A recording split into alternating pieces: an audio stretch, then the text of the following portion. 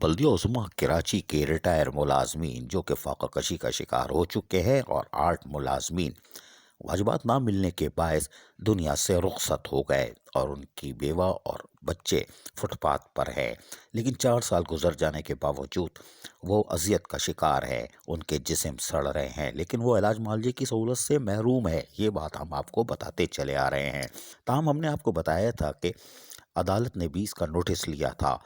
اور سندھ گورنمنٹ کے ساتھ ساتھ بلدیہ عظمیٰ کراچی کے ساتھ مستقل سماعت جاری ہے، اور گزشتہ سماعت میں عدالت نے واضح طور پر کہا تھا کہ بلدیہ عظمیٰ کراچی اپنے اثاثے فروخت کرے، چاہے کچھ کرے، ریٹائر ملازمین کے بقایا جات ہر حال میں ادا کیے جائیں گے۔ تاہم ہم آج آپ کو بتاتے ہیں کہ عدالتیں رحم دل ہوتی ہیں اور انہوں نے کراچی کے اثاثوں کو فروخت ہونے سے پھر بچا لیا۔ جی ہاں، عدالتیں رحم دل ہوتی ہیں، انہوں نے کراچی کے اثاثے کو محفوظ بنایا اور واضح طور پر سیکٹری لوکل گورنمنٹ کو ہدایت جاری کی کہ سندھ گورنمنٹ کو بتا دیں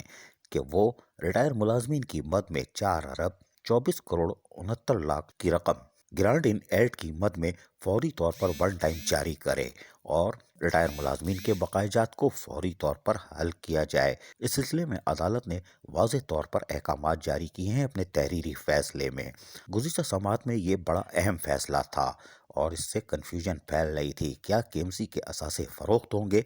لیکن حیران کن طور پر تحریری فیصلے میں واضح طور پر لکھا ہوا ہے کہ سندھ حکومت فوری طور پر ون ٹائم گرانٹ جاری کرے اور سندھ گورنمنٹ کو اب چاہیے کہ فوری طور پر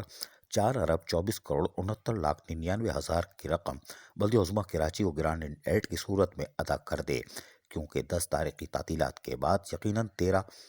جنوری کو سماعت متوقع ہے، جس میں عدالت ضرور پوچھے گی، چاہے وہ چیف سیکرٹری سندھ سے پوچھے یا سیکرٹری بلدیات سے،